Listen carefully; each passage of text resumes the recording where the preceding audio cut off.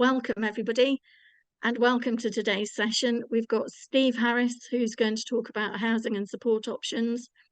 Now we're going to send out a copy of the slides and a link to the recording to everyone who's registered for the session, or sort of after we've done the editing. And it will also be available on our YouTube channel. And we'll, at the end of the session, I'll give you a reminder that we're going to be sending out the survey, just so you can give your feedback, which will help us sort of with future sessions, as well as to sort of understand this, or how you felt about this. So without further ado, I'm going to hand over to Steve. Thank you very much. Good morning, everybody. Hopefully you can hear me. Hopefully we can see the slides. The slides are up, are they? Yep. Okay, great stuff. So yeah, I'm Steve Harris. I've been working in the housing and support field for probably more years than I'd like to remember, really, but in all sorts of varieties of different roles. In commissioning, so in terms of working with local authorities in terms of identifying and purchasing housing and support services, in provision of housing and support services, and in working in the information and advice sector as well, and working alongside government departments on policy. Currently, I'm the Business Development Director at RWP. RWP are a registered provider of supported housing, so it means we're registered with the regulator of housing associations. We are a sort of specialist supported housing provider, which means that we only provide housing for people with learning disabilities and autism, and some people with mental health issues that need some sort of support alongside their housing provision, whether that's just a few hours visiting support, or whether it's right through to full-on 24-hour, very complex levels of care and support. I'm not really here today to talk about RWP itself, although I will be mentioning some of the stuff that RWP does, but I'm really going to try and give you an overview, really, of how the supported housing sector and residential care sector works, the kind of roles and responsibilities of local authorities and health authorities, of providers of support and providers of housing, and a little bit of background on the funding structures behind that, how you get the money to get housing, how you get the money to get support, and what the variations and the options are within that quite wide definition, how they work, what some of the good points are and what some of the bad points are. Hopefully that's what you were expecting in the session today. As we said earlier on, there will be certainly opportunities for questions placed sort of strategically through the presentation. But if you've got stuff that you'd like to ask as we go through, obviously please do so, and Sarah will let us know as and when that crops up. So without further ado, then I'll move on to the presentation as it stands. First slide is the title slide, and it's what's kind of like called in the jargon accommodation-based options. And what we mean by that is the options that are available that are already out there, that are already commissioned, that are already working as a housing and support option, that may be available in your local area. So obviously this presentation is kind of like quite generic, in as much as I'm talking very generically about the options, and different authorities, different local areas will have some of these, won't have some of these, will have different approaches to the way they bring some of these services on. So it's going to be quite difficult for me to be able to be very clear about how things work in a defined geographical area. So I'm just going to talk very high level on the accommodation-based options. So I'll go through some of those. And then what I'm going to do after that is go through what the options may be if these accommodation-based options, so these options that are already out there, that are already working, either aren't available in your area or are not what you're particularly looking for. So what are the do-it-yourself, the bespoke options? So let's focus on the accommodation-based options first. And the first one of these is residential care. This is a model that probably operates in pretty much every geographical area across the country. The description of it is the provision of housing and support as a single package. So the provision will be operated and managed by a single entity, a single company or provider. They will provide the housing. They will also provide care and support to go alongside of it. And in terms of the way it's structured, there's a kind of a single charge made for the whole package. So you buy the accommodation, you buy the care and support, and you buy food, utilities, etc., as a single package, and you pay a single fee for that. That fee is, in most cases, met by the local authority or the health authority on the basis of an assessment that's carried out, either through the Care Act provisions for a local authority. So the Care Act defines what a local authority has got a statutory duty to provide and pay for. That's identified through an assessment process. So if you wanting to receive support through that package, you apply to a local authority, they'll come out and do an assessment. That assessment will be made against criteria defined in the Care Act. If you meet that criteria, then the authority has a statutory duty to meet those identified needs. From the health authority point of view, so if your need for care and support is primarily a healthcare need rather than a social care need, so healthcare is clearly services that administer more to your health needs than to your general getting out and about, becoming part of a community, just general local support, then that's met through continuing healthcare funding via the health authority, again assessed through a statutory framework. In my experience, from the RWP point of view and from the commissioning point of view, most people who need some level of care and support generally get that met through the local authority Care Act framework, because that's generally where most needs are identified and are held. But there are some with more very, very defined medical needs, and that's met through the continuing healthcare framework. So a residential care provision is, as I say, provided as a single package. Everything's provided. There's a single fee paid for by the local authority or the health authority. From the way it's all structured, the person who is receiving support and care in a residential care placement is, from a legal perspective, is called a licensee. So their tenure, their ability to live there is through a license. That means, unfortunately, that there isn't as high level of secure accommodation as there would be as if that person had their own tenancy or they owned their own home. So effectively, the person's living in that care home while ever the provider of that care is able and willing to provide that care. If at any point the provider of that care changes structure, moves the way they want to provide their services, or feels that they can't meet the needs of the occupant anymore, then they are able to say, look, I'm really sorry, but we can't meet your needs and you'll have to find something else. We just can't make it. And there's very little statutory rights that the person living in that accommodation has to challenge that. That's not to say that residential care provision often works that way. It rarely does. It's just that is something that you do need to be aware of. You do not have security of tenure in the same way that you do if you are a tenant or you own your own home. And we'll be talking about your options around tenancies and home ownership as we go through the session. So residential care is a really good option for those people who want a single point of contact, if you like, or a single point of service. It breaks up some of the more complicated structures that you get in supported living, which is non-residential care options. But again, as I say, it doesn't give you a high level of security.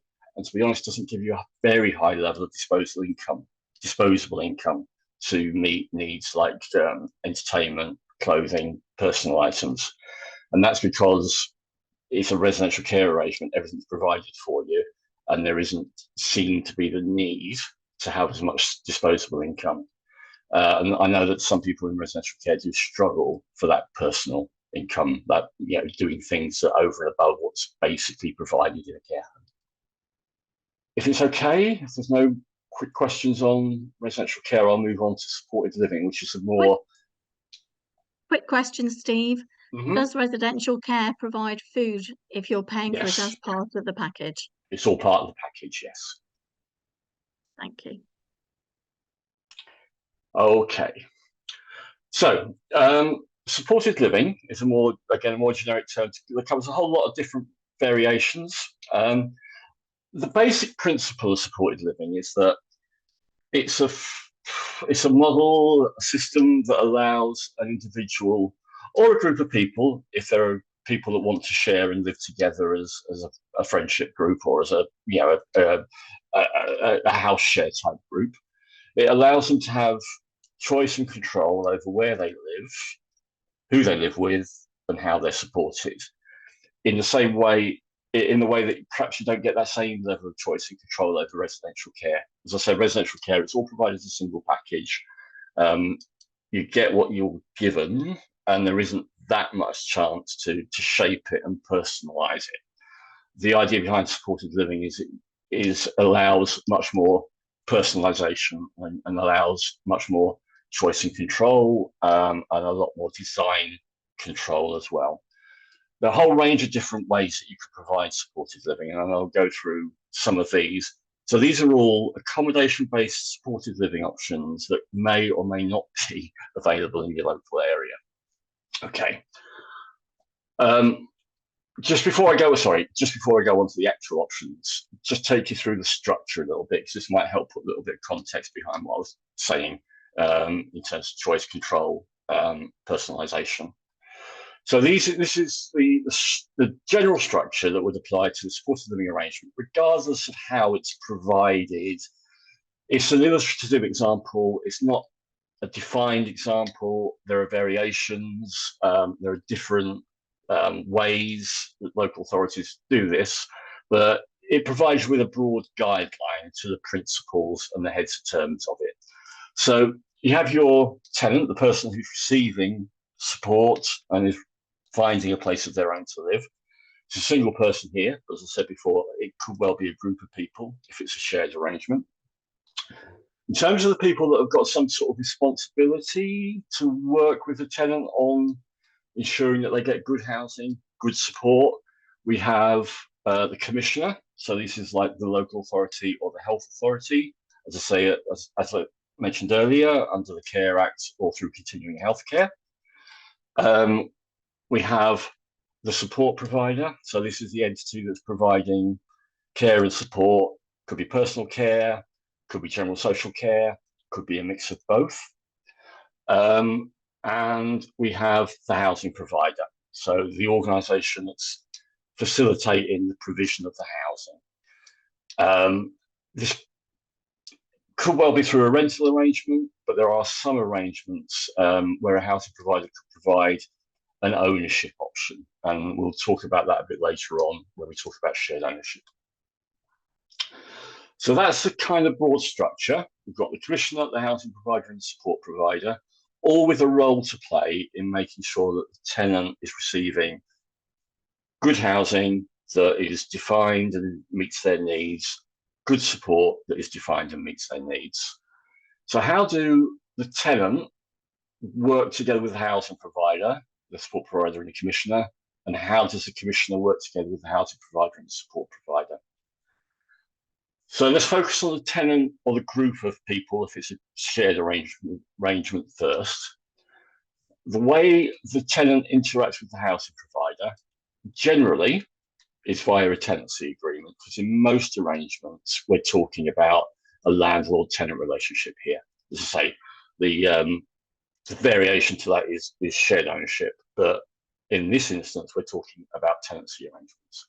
So the housing provider will offer a tenancy agreement to the tenant.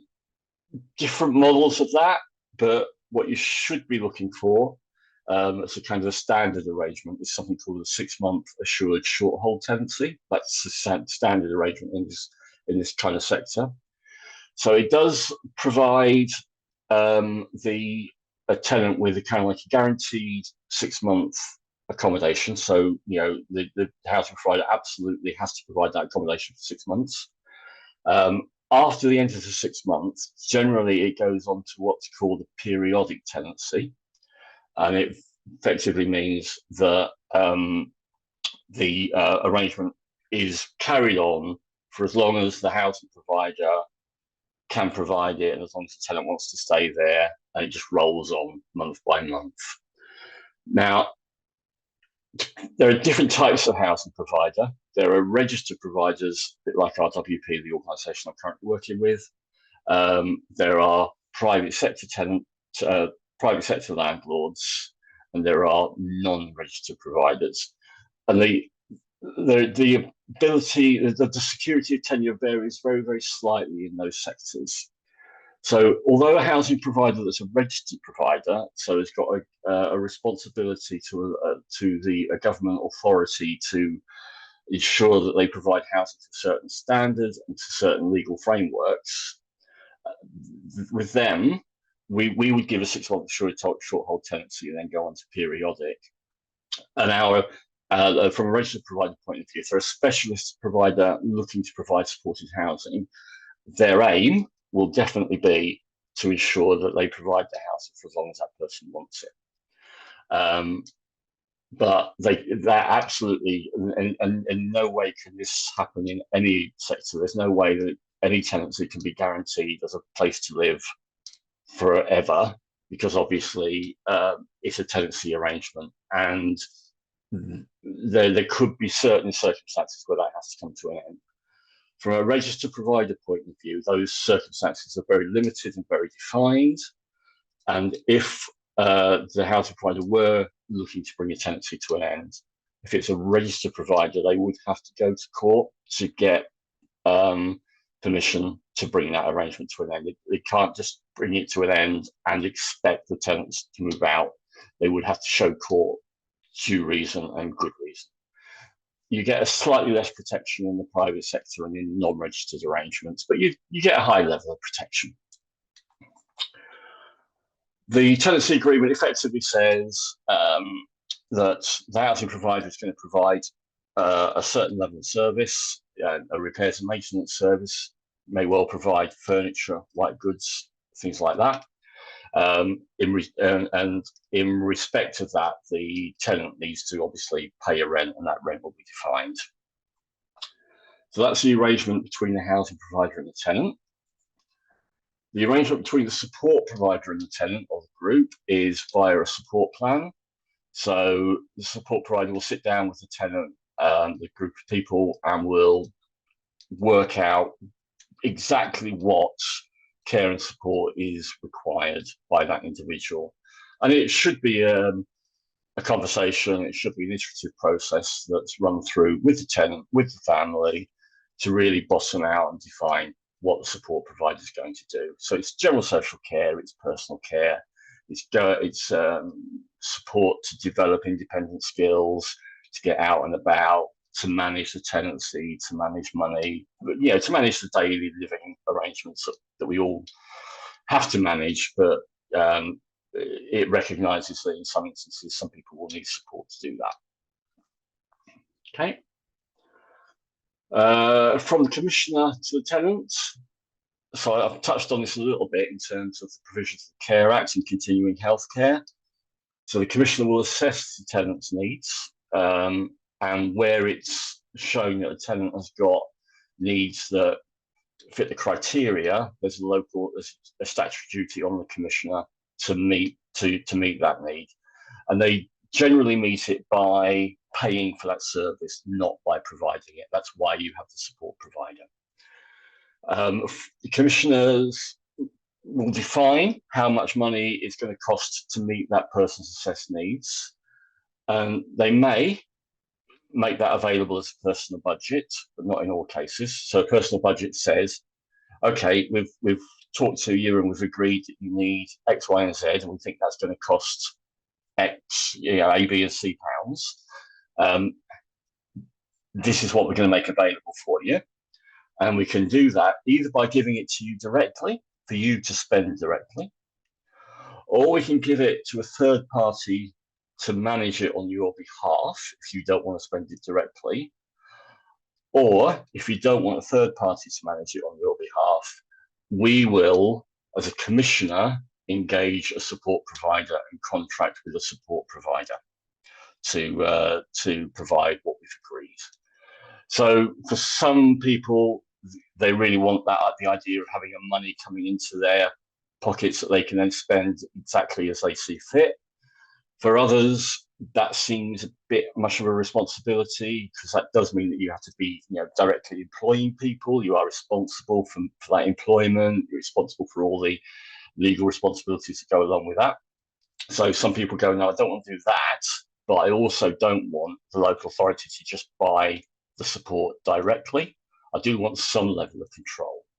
And that's where you would have that third party. So you would effectively ask a third party to locate and define and purchase a support provision for you and manage it on your behalf. Or, as I say, the commissioner can just do it directly themselves. And hopefully you'll get all the information and support you need during the assessment process to make an informed decision on which of those three options work best for you. I've just had a question, Steve. Yep. Just about whether the support provider would be a company. Could it be an individual? Yes, it could be an individual. So easier to manage that through a direct personal budget, but certainly it can be. I mean, for an individual to do it, obviously the amount of support that you need is going to have to be quite low, just because for one person, one individual providing one package of support means that obviously it can't be that intensive. If you have intensive 24-hour support, then you're going to need a range of people to provide that over a 24-hour period. But it can be with an individual if that works. I've just got another question on what is meant by third party to find the package for you. Effectively a broker. So you can get an organisation or an individual that will say, we will manage the support that you provide on your behalf. So we'll take your personal budget. We will, agree with you what level of service you need, and we will find an organisation to provide that service for you, and we'll manage that organisation. And you don't have to get involved in that day-to-day management. Obviously, that means that you will generally have to pay a little bit of a fee for that, and that would have to come out of your personal budget. So let's just go through the relationships between the kind of like the authorities and the statutory bodies here and the providers. So between the housing provider and the support provider, because you've got this separation of the provision of the housing and the provision of the support, and that's managed, as I said, through the tenancy agreement between the housing provider and the tenant, and the support plan between the tenant and the support provider. We need to make sure that there's a relationship between the housing provider and the support provider that mirrors what the tenancy agreement says and what the support agreement says, so that there isn't any conflict or contradiction.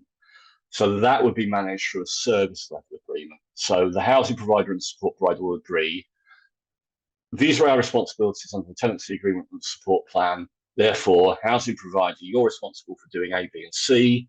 Support provider, you're responsible for doing X, Y, and Z. This is how we work on a day-to-day basis. This is how we communicate. This is how we manage any disputes and conflicts. So that's really would be a good thing to have in place, just because it shores up and clarifies who's doing what. Commissioner and support provider, I mean, this could vary a bit depending on what kind of personal budget you have, if you have a personal budget.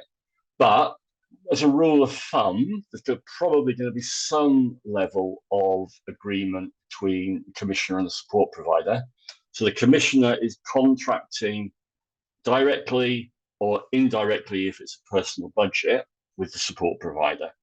So they'll need to have a care and support service contract to cover, again, the responsibilities of the support provider and how the support provider makes sure that they are able to provide the service levels as agreed.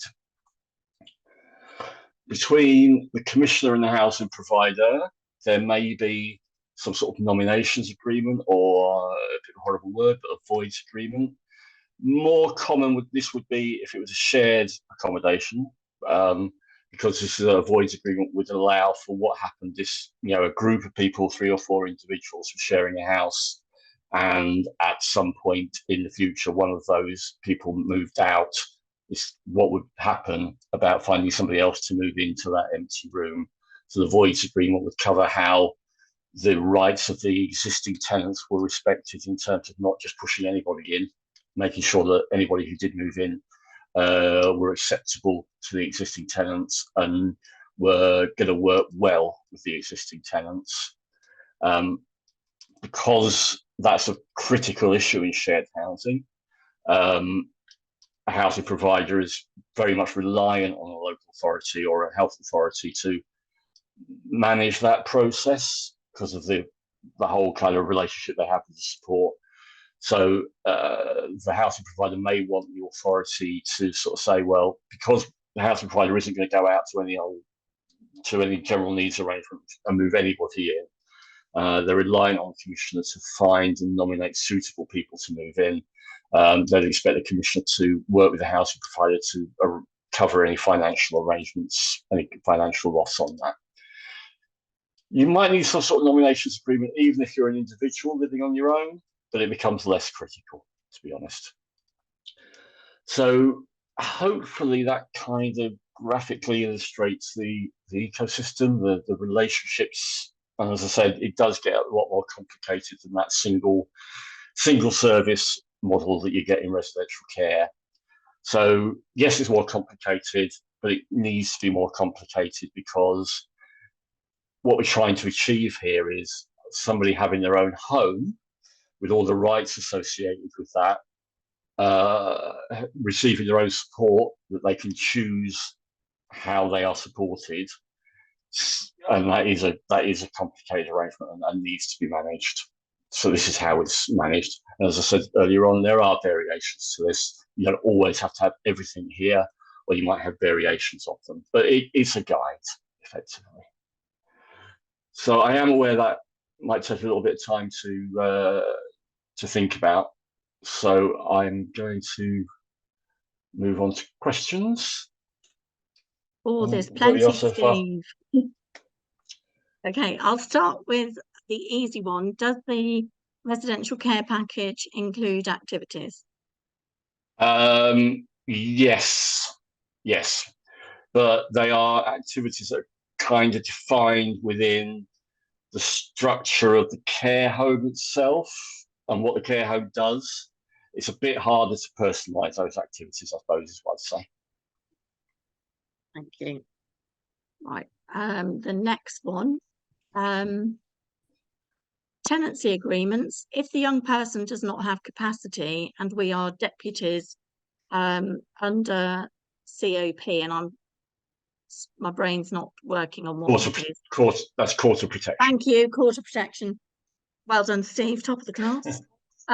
We sign the TA on behalf of the young person. We only have health and welfare, not financial. Right. Okay. So the answer is no. You would need the financial to sign a tenancy. But what I would sorry, for just as a bit of context, what we're talking about here is a situation where somebody who's wanting to move into a tenancy but doesn't necessarily have the mental capacity to understand that tenancy. How do we manage it to make sure that the tenant is protected and that they are given accommodation that is right for them and meets their needs? So you would, in that instance, the law says you'd have to go through a best interest process, usually managed by the local authority, which says, okay, so we've got this offer of a tenancy at 32 Acacia Avenue. It's got this kind of support attached to it. It's got these tenancy terms. Unfortunately, the person doesn't really understand all that. So is it in their best interest to move in? And it would work with the support provided with the family, with an advocate if necessary, with the housing provider, to just ascertain that what's on offer actually does meet the individual's needs and is something that the individual or the group would choose if they were able to. So it's an assessment process, if you like. If it's determined that it is the right option for somebody, then even though the person doesn't understand the agreement, they can enter into it because it's in their best interests and people agree that it's in their best interests. From a tenancy signing perspective, if the tenancy has to be signed by somebody, as a physical signature on a document, then you would have to go through the court protection. If you are only a welfare rather than a financial deputy, you can't do it as a deputy. It would have to go through the court as a single application for the court to decide. But just as a context here, we and most of our similar specialist supported housing provider landlords are happy to work on an unsigned tenancy, which wouldn't need court protection application. It provides the same level of security to the tenant because we have the best interest decision to back it up. And we have paperwork and documentation that says we as a landlord will be providing this accommodation as though the tenancy was signed. And what it does do is it stops having to pay for a single application. It stops quite a delayed time frame of applying to the court, getting the court approval, getting the signature. But it doesn't compromise the tenant's rights. So that's the way we would work it. If you are an already appointed financial deputy, then you can just sign it. You don't have to go through a court because you've got the authority to do it. Thank you. Okay, the next question is, supported living, would the local authority take benefits into account, such as PIP or universal credit? In terms of taking that into account as part of the financial assessment, because when authority assesses somebody's needs, they assess what people's needs are, and then they determine whether or not that person's got the independent financial means to pay for it. And if they don't have the independent financial means, then they will pay for it. Is that what the question means? Is it taken into account in the financial assessment? Can I just check with Yeah. Dawn? Does that answer your question? Yes, that's right. Thank you. No, it's not taken account in the financial assessment. Brilliant. There's a question here that I think, so the question is that something like Mencap? Are they a broker? I don't think they are. Don't absolutely 100% quote me on that, but I'm pretty sure they don't offer that service. Okay. They tend to be sort of individual. They tend to be, let's say, individual people operating as sole contractors or agencies. Thanks, Steve. The next question is, what happens if there is a shortfall in the budget to meet the care package or rent? Okay, I'll talk about the rent side a little bit later on, if that's okay. From the care package, if you believe that the authorities carried out the assessment and haven't allocated sufficient funds to meet what you believe are the needs, then you have to go through an appeal process effectively with the local authority. Ultimately, you could take the authority to court if you believe that they're not really assessing your needs adequately or they're not allocating enough funds. But that rarely happens because it's a very convoluted process and not an easy one to navigate. So it's basically an ongoing conversation with the local authority and an ongoing challenge process with the local authority. Thank you. The next question is, what age does supported living start from and residential care for adults? So officially, for supported living in residential care, it's 18, but there are provisions for 16 to 18-year-olds, but it's managed slightly differently. So, for example, a supported living arrangement, generally you can't enter into a tenancy until you're 18, but there are provisions to enter into effectively guardianship type tenancies. Thank you. A couple of questions on the same theme. Could the third party be the parent? Yes. Yeah, it could be, although you're getting very close to that direct budget, but yes, it absolutely could be. And then there's something about, can you post about the best interest process that would be required in the situation around tenancy? Sorry, I didn't quite catch the beginning of that question. It's really asking about the best interest process. What would be required in the situation around tenancy? So basically, the Mental Capacity Act says that for a contract, you don't need to understand absolutely every detail of the contract. You have to understand the spirit of the contract effectively. So tenancy is a contract. I think you can boil down a tenancy into 4 critical parts, if you like. So to understand, from a capacity perspective, to understand whether or not you're able to enter into a tenancy, you need to understand that by taking on a tenancy, you're getting somewhere to live that's yours, whenever you pay rent. So you understand you get somewhere to live, that you have to pay rent in return for that place to live, that you need to be a good neighbour. So you shouldn't be, somebody that's likely, that you need to understand that you are a tenant in a neighbourhood and that you have to respect that neighbourhood. And that broadly, you shouldn't really damage anything in the property that doesn't belong to you. That's a tenancy boiled down to its kind of like very core basic principles. So if you understand that you're getting somewhere to live, if you understand that you need to pay rent for it, if you understand that you need to be a good neighbour and you shouldn't damage anything that doesn't belong to you, then I would argue that you do have the capacity to enter into a tenancy agreement. You don't need to go through the best interest process. But if you don't understand all or one of those 4 points, then you don't really have the capacity to make that decision yourself, and it needs to be made for you. And the best interest process would then have to address all those issues. And it would have to say, is this the right place for this person? Because that's where they're going to be living. That's their place to live. Is it affordable for this person? Can they pay the rent? Have they got the means to pay the rent? And I'll talk about how that works a bit later on. I'll talk about how physically you get money to pay rent later on. If there are going to be issues of antisocial behaviour, if there are going to be issues of damage, that doesn't mean to say somebody can't move in. It just means to say that everybody needs to know that there's that risk and that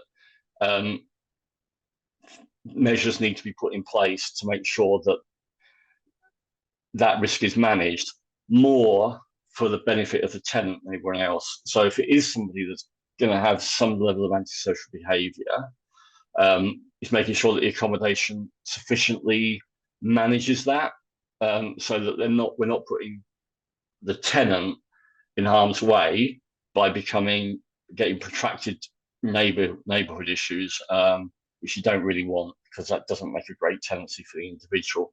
And the same for damage. If somebody damages property, that's fine, as long as we know that risk is there and we think about how we manage that risk. So that's the purpose of the best interest process in a nutshell. And there's a linked question. What happens if the tenant disagrees with best interests? Well, they don't. That's why you have the best interest process, because they can't make that decision to either agree or not agree to a tenancy. So that's why you have to have the best interest process, because it has to be made, because the tenant can't make it. If the tenant disagrees with the best interest process, the best interest decision, then to be honest, they probably had the capacity to make that decision in the first place, and the best interest process should never have been entered into. Okay.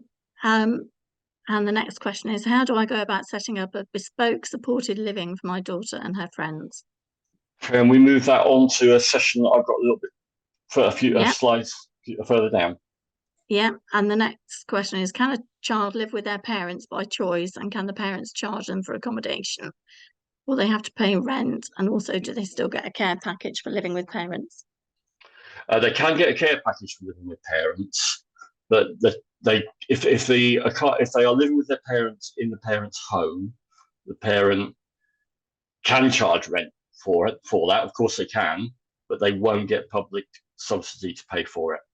So housing benefit is the public subsidy you get to pay your rent, but that isn't payable for somebody that's living with their parents unless that person is living in a very, very separated part of the accommodation.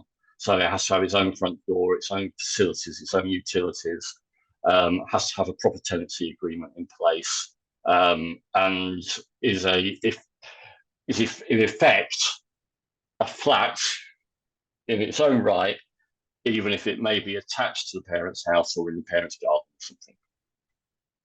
Thank you. What are the time scales? Have been going through this process for 10 years and no further forward. Care assessment carried out, but won't share no financial assessment.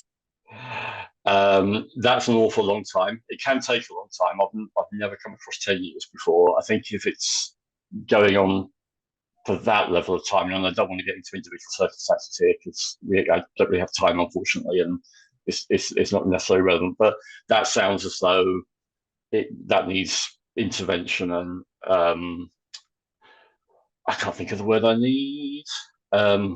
Escalation, if it's going on for that long. Thank you. What I should can say, I will put my details up at the end of the session. If people have got very personal queries around their own circumstances, I'm happy to take those after the event. Okay. And in terms of payment for services, can I check what you said, please? If a young person gets PIP and ESA, do they take this into account when deducting monies to pay for the services through the financial assessment? No. I like short answers, Steve. Another person has asked, my plan is to, I think this means, can I ask, my plan is to get him to live in our house, but I know he wouldn't cope on his own. So could I refer that as a personal question after the event? If people want to contact me through the email that I've got at the end, I can talk personal circumstances. Okay, brilliant, thank you. And can they get a living carer, and will this be paid for in a separate? Sorry, I've got emojis happening in my there we go. Can they get a living carer, and will this be paid for in a separate part of the home? As long as it's self-contained. If it's sorry, yeah. Are we talking here the cost of the provision of the carer or the cost of the accommodation? If it's the cost, can I just ask? Oh, go on. If it's the cost of the carer, yes, you can get a package that provides care in the home, and that doesn't have to be separate. If it's the cost of the accommodation, you can get housing benefit to pay for that as long as the accommodation is separate. Brilliant. Oh, I've got a follow-up benefits question. Does universal credit get taken into account when deducting monies to pay for the services? Oh, for the services financial assessment. Not for the care service, not for the general social care or personal care services, but depending on what kind of tenancy you have, it may get taken account in terms of your housing benefit claim. But I'll talk about that when I get onto housing benefit. Thanks, Steve. And you'll be thrilled to know that's the end of the questions so far. Excellent stuff. I'm just also aware that it's 11:15. Yes. So, if it's okay, we'll crack on and we'll talk about some of those specific models within the accommodation-based arrangements. Thanks. So I've already, to be honest, we've dealt with some of this stuff in the questions, so I'll be able to cut some of this down a little bit. So shared supported housing, we've talked a little bit about this already. This is accommodation. It's generally sort of ordinary street property, 3 or 4 bedroomed houses. People have their own bedroom. They share the living room, share a kitchen, and effectively operate as a house share. Again, support-wise, you could have visiting support into this, or it could be site-based 24-hour support as a staff team on site at all times, with either perhaps a waking night or a sleep-in if that's needed. So it's a really good option for people who like the idea of having company around, as long as they get on with the people that are living with. So a critical bit here is making sure that the assessment process takes into account the needs and wishes of everybody, and that compatibility is taken into account, and you think carefully about who the house sharers are. If everybody gets along, it's absolutely great. If they don't, it can be, nightmarish. So it's really, really important that you don't just put people together just for the sake of it, that you really think about the compatibility of individual tenancies here. So again, that's the way that would work. Shared housing can make housing more affordable because obviously you're sharing your housing. Again, I'll talk a little bit about that when I talk about housing benefit and the way housing benefit works. Okay. We also have shared lives. This is not an option that's universally available geographically. Some areas operate it in a very supportive of this option. Some areas don't operate it at all. Effectively, it's a family or an individual who don't have support needs, who make parts of their home available to somebody who does. So effectively, somebody would become a lodger in somebody else's house, and the family or the individual undertakes to provide a level of support. Now, obviously, this is not a great option for people with complex needs who need 24-hour support, because that can't be provided by an individual or a family. It's an option that works well for people who perhaps don't have a family home available but want to replicate a family home type arrangement. So it's good for that option. Again, from a 10-year point of view, you don't get the full security of tenure. You don't get assured short-hold tenancies in this arrangement in the way that you do if you're a tenant in your own home. That's because you're not in your own home. You're a lodger in somebody else's home. So your tenancy arrangements are more akin to that license type arrangement we were talking about when we were talking about residential care. We have supported living networks. I've got an example here of a keyring network. Keyring is a specific organisation. It's a national organisation who kind of like specialise in providing this particular model. It's not all they do, but it's kind of like their specialism. Now, you don't have to use keyring as an organisation for this. You can replicate this model. It's not trademarked or anything like that. But they are there as an experienced provider of this type of accommodation. So this is a good option in its purest sense. This is a good option for people who don't need 24-hour support, don't want to share because they want their own front door, they want a place of their own, they don't want to be sharing everything with somebody else, but also want to make sure that they've got a network behind them, because they might have anxieties and fears and worries about being isolated because they're on their own. So effectively, you kind of like locate a number of flats in a very kind of like defined geographical area. In this instance, we got sort of like 10 flats here, 9 of which are tenanted by people who are part of the network. And the 10th flat or house, doesn't have to be a flat, of course, could be a house. The 10th flat is occupied by a community support volunteer who are managed, in this instance, by the organisation Keyring, but could be managed by any support provider. And their job is to be part of that network. So that support worker will be in the hub of that, will provide a level of support to each of the individuals, but probably more importantly, will encourage the individuals in the network to support each other and to develop relationships with each other so that they don't have to rely on a support worker for everything. You know, they can rely on each other to help themselves out, to build relationships, to have a community presence. So it could be that one of the tenants perhaps loses their keys quite a lot, for example. So rather than being somebody, oh, I lose my keys, therefore I need somebody around all the time to make sure that I can get in the house, they could arrange to have a spare set of keys with one of the other network members. And because they're very close, if a key gets lost, they can nip round to one of the other network members to pick up the spare key. So again, good option for people who don't necessarily need the very complex needs, but want their own front door, but also want a level of security and network behind them so they don't feel isolated. Now, you've got variations of this. For example, we, RWP, had done something similar, but for people with very complex needs, 24-hour support. And what we've done is locate 3 houses very close to each other that are supported in the house 24 hours, but because they're very close to each other, there's a level of reciprocal support that can be provided not just with the tenants, but also, to be honest, with the people who are providing support 24 hours to an individual. It allows for a level of emergency backup. It allows for a level of somebody being able to cover a house in the event that an emergency happens or the support worker can't get in because it's so closely, tightly managed together.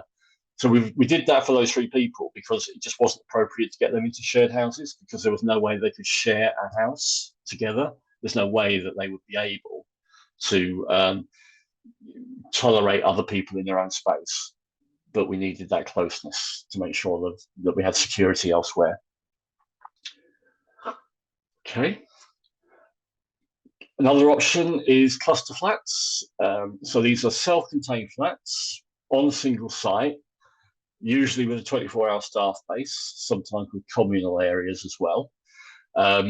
Varying in sizes, probably the 6 is the lower end, so 6 flats on a single site.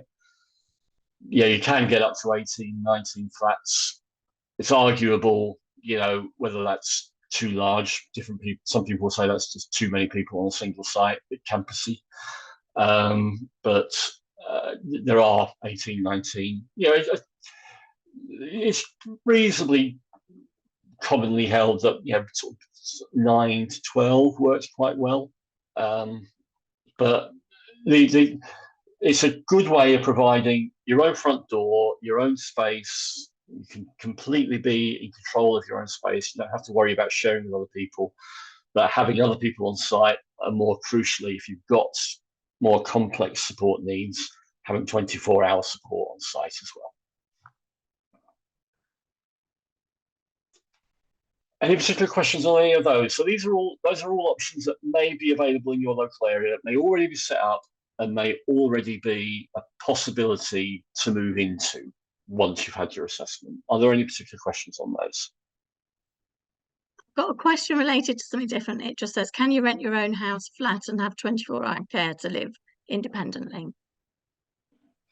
Do you mean, can a single person have their own tenancy agreement with a housing provider and have care and support attached to that? If that's the question, then yes, you can. And then the next is just a comment. It says the cluster flats sound like sheltered house.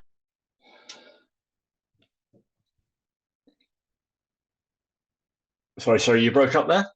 Sorry, Steve. The question was, well, it's a comment really. It says the cluster flats sound like sheltered housing.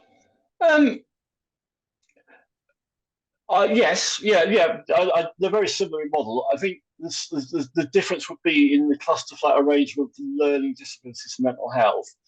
The support is more intense. So from a sheltered housing point of view, it's not always people on, the support worker isn't always on site 24 hours, and they are there just to provide an overview, somebody available to keep an eye on things.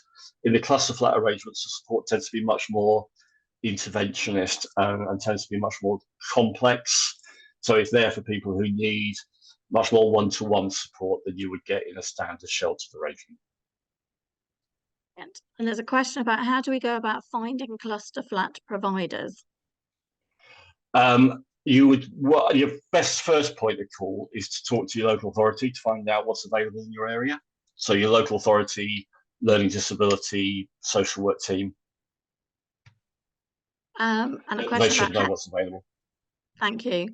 How do people match housemates in shared supported living? They say it sounds tricky. Do the LA do that, or do young people and parents get involved? The best way of doing it is to do that as a partnership between the authority. Sorry, there's a bit of feedback there. The best way to do it is partnership between the local authority, the young person, and the family is where it works best. It also is good to do it. What I'm talking about next is what you do if you're starting from scratch. What you do if those options aren't available in your area, or they are available but they're not in the right areas, or they're not the right people to share with. So it's a bit easier to do it if you're starting that one from scratch, because you can bring people together before they all move in. You can spend quite a time getting to know people, and that's what we're doing with some families in some areas. We're trying to locate houses for people, but before we do that, the families are working together to build up relationships and build up friendships before they move in. But that's not really an option if you're going to move into something that's already there. That's an empty room in a property that's already in existence as a shared house. In that case, you just need to work with the support provider, work with the housing provider, and do a careful assessment process. Brilliant, thank you. And the last question: if a person with continuing healthcare goes into supported living, are their benefits affected? No. Your care, whether it's continuing healthcare or care Act monies, the benefits are, if there's a standard benefits, are not taken into account in the financial system. Thanks, Steve. That's the last of the questions. Okay, fab. We'll move on to the options that are available if you want to start from scratch. So, as I said, you've looked in your local area, you know what you want, but it's not available, or you do know what you want, but what is available isn't in the right geographical area, or isn't quite the ticket in terms of what you need. So, start from scratch. So this is where you go, right, okay, I'm in place A and I want to move to place B, and I want to bring the support that I need with me into my new place B. So the first thing you might want to think about is renting from a council or a housing association. And I'm not talking about the sort of specialist housing providers like ourselves and others, which is another slide later on. We're talking about the local authority that's already out there, or what's in the jargon called general needs housing associations, but housing associations that don't necessarily specialise in supported housing. So the advantages to this is you are renting from a local authority and housing association, so you do get the most secure level of tenant tenure that you can get, because they are social housing. The disadvantage is, because of that, you have to go on a waiting list. And going on a waiting list means that you're unlikely to get an offer unless you're in the most critical housing need. And by critical housing needs, I mean kind of like homeless or likely to be imminently homeless. And that's kind of a very late point to be starting trying to find somewhere to live, if you also need to commission a separate care and support package, because you need to be able to bring those two together and get them available and ready to go at the same time. So it's not great for planning purposes on that basis. But if it works, if you can bring all that together, then you do get great security, you do get affordability, because it is housing that is social housing and therefore is structured to be able to be delivered quite easily within the housing benefit regime if you need to claim housing benefit to pay your rent. But as I say, it's quite difficult to get into in a very kind of like managed and controlled basis. So you might want to consider it. So you're not in a lot of housing need, or you don't want to take the risk of getting into housing need before you're considered for a place to live. But you want to rent a property that's already out there and available to rent. Your next option is a private landlord. Now, don't worry, I'm not going to take you through the grids on this slide because it's a fairly common populating. But what this grid is showing you is a very kind of complex housing benefit award arrangement system. If you rent from a private sector landlord and you need to claim housing benefit to pay your rent, then you are subject to fairly defined criteria and caps. And those caps vary. The amount that you can claim varies on your circumstances. It varies on what age you are. It varies on whether you're living alone. It varies on whether you're sharing. It varies on whether you need sleep-in support. It varies on whether or not you're getting higher rates DLA, personal independence payments. It's a very variable patch. So I won't take you through it. I'll happy to talk individuals through it afterwards if it's something they want to talk about. But it's just so you know that if you are renting from a private landlord, then you can claim housing benefit, but it will be capped. How much it will be capped at will depend on this combination of circumstances. But the fact of the matter is that in most circumstances, whatever cap you are is applied to you, that cap is generally lower than the market rents in an area.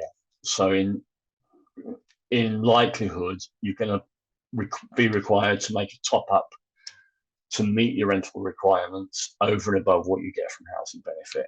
Not in all cases, but in most. So the issue to think about is, can I afford that gap? Can I afford to make up the difference? And you may or may not be able to do that. If you are able to do that, there are still some potential hurdles. You know, it isn't necessarily always straightforward to rent from the private sector, because when you say, I want you to move into your property and I'm also needs to bring a support package with me, a landlord might be wary of that, might not feel comfortable about letting you through something in that particular circumstances. And you don't always get the same, although you get a level of security of tenure, you do get your 6-month assured short hold tenancies that I was describing earlier on. At the end of that 6-month assured short hold tenancy, it will go on to a periodic. But if that landlord ever wants to bring the arrangement to an end, unlike in the social housing sector, they don't at the moment, although this is potentially going to change through legislation that's going through the system. At the moment, they don't have to apply to the court to get possession in the same way that a housing association would have to. So the housing association would have to show court that it was a fair and reasonable thing to get possession, that they're not just doing it because they want the house back, effectively. But if you're happy, if you can work with that, if you can work with the gap, it's quite a good way of securing housing quite quickly if you can find a landlord that wants to rent to you and you can afford it. So the next option to consider, if you don't want to do the council option because of that timing issue, you don't want to do the private option because of the affordability issue or the relative lack of security, you might want to consider renting from specialist supported housing providers. RWP is one of them, but there are a number of other ones across the country. I've flagged 3 up here just as 3 sort of like partner providers that we are familiar with and know, but there are a number across the country. Sorry, one thing I didn't say, RWP, a specialist provider, we do actually offer tenancies across the whole country. We currently serve 1,600 tenants across most areas of the country. I've put Golden Lane here, similar size organisation to us, similar coverage across the country. Advanced tend to operate more in the south And again, there are other housing providers that operate more regionally as well. Again, happy to take people through the options on who's in their area that they might want to consider if people want to do that. So specialist providers, we only provide supported housing. That's all we do. We're not organisations that necessarily keep stock and wait for people to apply. We tend to just say, get contacted by individuals or groups of people, whether that's families, whether that's individuals, whether it's support providers or local authorities, saying, we need a housing solution. We need a house that looks like this. We need it in this kind of area. Can you make that happen? And that's what we do. And we've got a range of different sources to do that. We can use our own money to buy, build, develop. We can rent, we can lease from funds. So there are a number of funds in the country that can provide capital to develop housing specifically for people who need support. And we can access that capital if we can't access our own. And then we will lease the properties from the property owners. But everything we do is bespoke, and everything we do is a response to a specification and a requirement. So we work with the tenants and the support providers and the families to determine what the house needs to look like, and we build it, or we develop it, or we refurbish it to that specification. Private sector leasing is another potential option. Works better in some areas. This is not an option that works particularly well in the southeast at the moment because of market situations in the southeast. Demand and cost means that it's quite difficult to make this work, but in other areas it's a little bit easier. So you use this if you want the convenience of the private sector, i.e. the fact that you can properties there, you don't have to start from scratch, you don't have to go through the purchase process, you don't have to go through the build process. If you can find a private sector property that's out there that you like, rather than rent directly from the private landlord, which, as I said, creates a potentially affordability issue because of the housing benefit cap, and a potential security issue because we're not regulated, a private provider isn't regulated. You can maybe broker a deal that where you identify a property that's out there and rentable on the private sector, but rather than the individual, the tenant, renting directly from the private landlord, the housing provider, a specialist provider like ourselves or others, rent from the private landlord, who then rent to the tenants. And what that does do is two things. It creates a higher level of security, but not a complete level of security. But probably more critically, it provides more affordability. Because one of the things that a specialist registered housing provider can do is ignore the cap, effectively. So that cap, the housing benefit cap that I was talking about that applies to the private sector, doesn't apply to specialist registered providers like ourselves. We can actually get a much higher level of housing benefit to meet an agreed rent through a system called specialist supported housing. And it's effectively, it's an arm of the housing benefit system that circumvents the cap. Different criteria around it. I won't go into that criteria in detail, but if we can meet that criteria, and if the rent is fair and reasonable in the circumstances, then we can get enough housing benefit to meet the rental requirement. We don't have to worry about being restricted to caps. Okay, and I'm aware that I am zipping through this one. Don't worry, there will be a question set in a sec. And obviously, when I do this before, when I've done this before, it's often done in a room with people, and I can see where people are starting to look a bit quizzical and pick people's queries out. I can't do that at the moment, I'm afraid. So hopefully we'll be able to pick up any questions you have in a sec.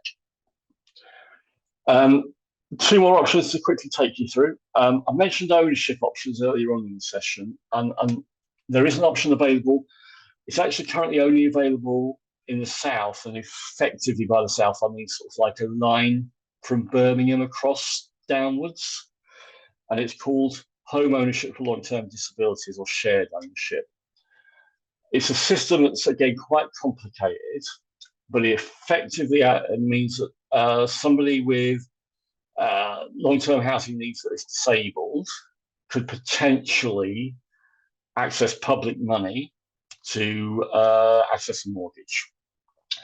It's a system which kind of like separates all the cash that you need to buy a house into separate pots. It's a grant that a housing association can get from their regulator. It's called the Hold Home Ownership for Long-Term Disabilities Grant.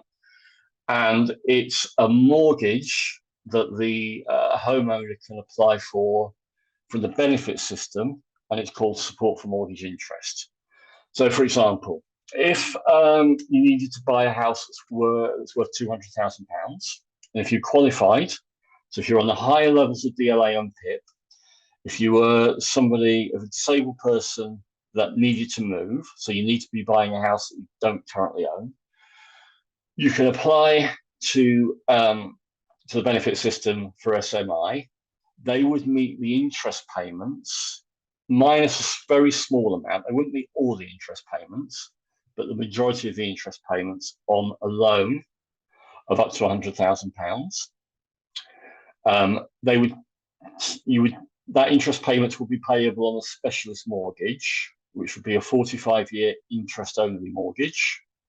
If you're still living in the property at the end of the 45 years and wanted to continue living in it after that 45-year period, then you take out another 45-year interest-only mortgage. So effectively, you get subsidy to pay the interest on a very, very long-term mortgage. The idea is that when you die or you no longer want to live in that property, you sell the house, and the proceeds from the sale of that house go back towards the government to take account of the money that you've paid for, that the government have paid for your interest. The protection is that you will never be in a situation where you will owe more at the end of your period than you took out. So you're not in a risk of negative equity. That's all managed in the system. And the interest that you pay is fixed for that whole 90 years. So you know you've got a fixed interest to pay. That mortgage won't pay for the entirety of the house. So you do need to have other money coming in. And that is grant from the regulator of social housing. And it's money that the housing association, because it has to be done with a housing association, money that the housing association puts in themselves. Again, when I do this, I'll probably spend about an hour on that particular section alone. Happy to talk people through the detail on an individual basis at a point after the session, if that's of interest to people, because it's not an easy thing to get across in 2 or 3 minutes. And then the last option are family funded options. So families may have property or money that they want to make available to relatives. So it might be that it's a property that the family already own, separate to the accommodation that's the person with support needs is currently living in, or it could be money that, or it could be a property that the family wants to buy. 2 things to know about. It's possible for a family to rent to a family member and to get housing benefit income to meet that rent, as long as the property that they're renting is separate to the accommodation that the family is living in. So it can't be, renting the bedroom in the family house. It needs to be a separate accommodation. And what you should know is that, again, if the family is renting directly to a family member, they would be considered to be a private landlord, and they would be subject to that cap that I mentioned earlier on that applies to private landlords. And it may be that cap isn't enough to meet the rental requirements that families need, especially if perhaps the family is taking out a mortgage to buy the property. Also, it's a little bit complicated because there are provisions in housing benefit which say that the housing benefit can refuse to meet a housing benefit claim if the landlord is a family member, and housing benefit think that the arrangement is what they call commercial or contrived. So you have to be very, very clear that it's a very commercial arrangement. You're not doing it just to provide accommodation. You are doing it as a business venture, and that you are managing it and treating it as a tenancy in the same way as you would if you had a tenancy that wasn't a family member. Again, I can provide more information and help and guidance on that outside of this session if you feel you need to. What some families do is they think, oh, I'd like to buy a property, but I don't want to be a landlord, or the cap isn't enough to meet my mortgage payments. A family can buy a property and then lease it to a housing provider to manage. That means that they don't have to be the direct landlord. The housing provider will be the direct landlord, even though the family own the property.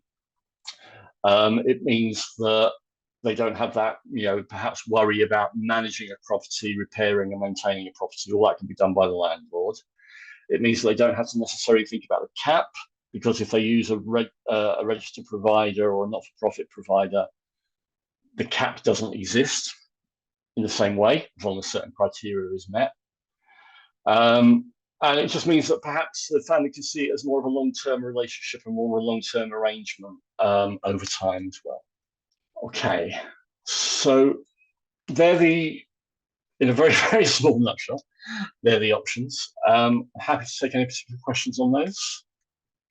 There's a question for someone looking for accommodation in the Harrogate area. Can you recommend providers in the area? I can do. If that's okay, I'd rather do that on a one-to-one basis, if that's all right. I'm sure. Yeah. Do specialist providers help match people and advise about particular properties for shared supported living, or just provide suitable properties? No, a specialist housing provider is very clear that they've got responsibilities over and above a standard housing provider. So they provide the whole package. We would provide a lot of information, advice, and support at every stage. And then once the tenancy is taken on, they provide very specialist housing management support as well. So they have very specialised tenant support officers who are very experienced in dealing with this particular arrangement and will be able to manage that on an ongoing basis. Okay. Can parents share a mortgage with the young person for shared ownership? Not on that whole model that I described, no. Okay. Could a parent buy a council house with their SEN adult? Depending on local policy around sales, most policies on sales would preclude that. To be honest, they wouldn't. Most local policies wouldn't allow that. Okay. And then a question on what happens when the tenant refuses to leave home but needs to be in their own space. Do you mean leave the family home? Or is the person still here to be able to clarify that point? No. Okay, so I don't know. okay. It's the easy answer, but it sounds like it. Yeah. Yeah, complicated probably. Without the person being here and bouncing back, I'd rather not answer that. You're going to give your contact details, aren't you, anyway? So I think. Et voila. Well done, Steve. Hi, just to say that the person has said yes in the chat to that being the question. Right. Okay, good. Thanks. Yeah. It's a very, very complicated process. Obviously varies very much depending on the dynamics. You would very much be working, I would suggest, with your local authority learning disability team to manage that particular scenario. Thanks, Steve. Sorry, can I ask a question? I can't find where the hand is on this. Sorry, my head's all over the place. Steve, do you also work with local authorities to develop housing as well as, say, individual families to set up supported living? Oh, yes. Yeah, we have relationships. We and a number of our similar based organisations, we're very clearly see ourselves as a partner to local authorities, and we regularly liaise and communicate with local authorities on their own supported housing strategic plans and support those. Okay. And so they would, in that case, they would be buying a property or or somebody else would be, how does that work? Because we're trying to basically say to the local authority here, our kids basically, and I think maybe it's nationally, have been completely ignored when it comes to housing, long-term housing, and we're kind of an afterthought on any local housing policies and stuff. And you know, we're pressurizing people here kind of big time, really, to say, well, hold on a minute, this is our community, and if some people want to move out of London, that's fine and it meets their needs, that's not the issue. But actually, adult social care will say we want to bring everybody back into their community. That's not necessarily the right thing either. But I'm saying to them, and we're saying to them as an organisation, you need to have our kids on a list somewhere. You know they're coming towards you. So that's what I'm trying to work out, is that how, you know, we're putting pressure on them and we're not blinking. But, you know, we live in the Royal Borough of Kensington and Chelsea, and realistically, you know, land is not cheap. No. And there's a whole lot of other things going on with it as well. So, you know, I think we've got the listening ear. I think we're nearly there. But then it's how then do you just get over that initial hurdle of actually doing something about it? You know, because if I had the money, I'd just get on encourage. Yeah, we've got existing relationships with a number of commissioners. RBK, to be honest, is one of them. Okay, that's good. And we are in broad conversation with RBK about what we can do to support them. I would suggest, if you feel you're not getting traction, is to encourage that local authority to talk to their housing association partners. They can talk to their general needs partners. So if you remember right back at when I was talking about renting from the council, that's definitely an option, because they may be able to make council or general needs housing available.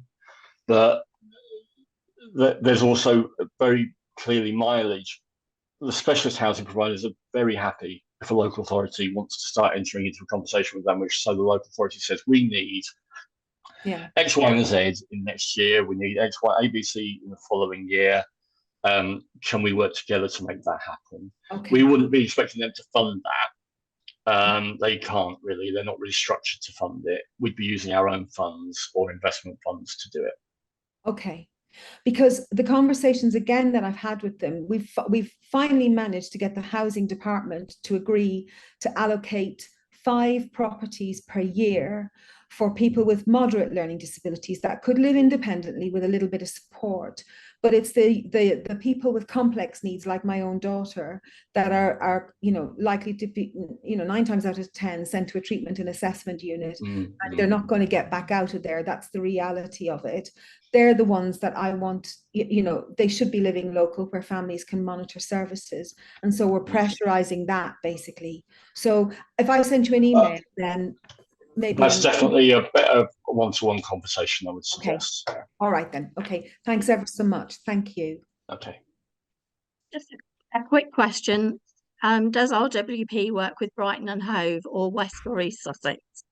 We do. I'm sure there'll be some very pleased people in the session. That's the end of the questions, Steve, as far as I can see. Okay, brilliant, excellent. Apologies and thanks everybody so much for going. One other question is, how do you go about setting up supported living with others? Do you mean other families? For yes, other families. Shared arrangements. Different ways of doing it. We're doing work in one particular area at the minute, which is very clearly being driven by a set of families who know each other. So they'd already kind of like had their own conversations between them about, wouldn't it be great if our sons and daughters had a shared accommodation? And that's, you know, that requires a level of energy and diligence and commitment from families to push that one through. Other than that, you know, you very much, if you haven't got that kind of like impetus from a particular group, you'd be very kind of quite reliant on the local authority to manage that, and that will vary. Their commitment to that will vary. I would suggest area to area. There's a couple of questions. what do you think about the new legislation around SL and LAs? Which legislation are we? I've just got SL. Nicola, are you able to just say what SL stands for?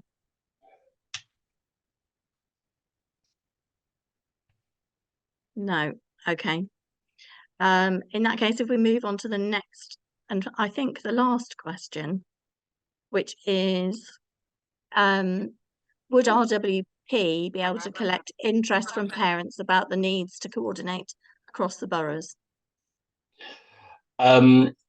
Probably something we're not best placed to do. I would suggest happy to talk to families, across, but so for families who want to get together and have a chat, happy to talk about that.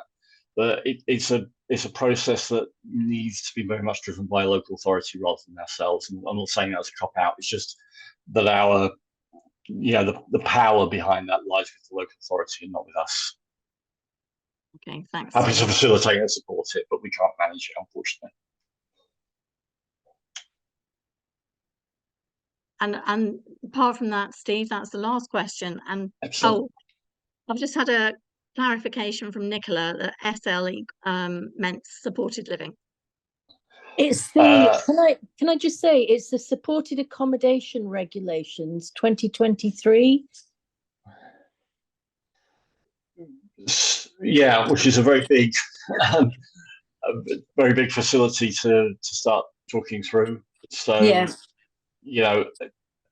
Again, I think probably a better one-to-one conversation than an Yeah, answer on. okay. It's a Okay, very thank big you. subject. Yeah, it is. Thanks, Steve. Well, we've come to the end of the questions. You'll be relieved to know, Steve, you've done a Not a massive problem. session for us. So I can't thank you enough. So your email address is up there so people can contact you on a one-to-one basis Yeah. for more information and to follow up with their own situation. And I'm sure they will. And lots of thanks from people who've had to leave saying thank you. They found it a very informative session. So Excellent. Good. I'd just like to remind everyone that there will be a feedback survey coming out to you, and we will circulate the link to the recording as soon as it's ready. So thank you so much to Steve. I bow down to your wisdom and knowledge and expertise on the subject. And thank you everyone else for your questions and for joining today. And I'll end the session here if that's okay. Thank you ever so much, everybody.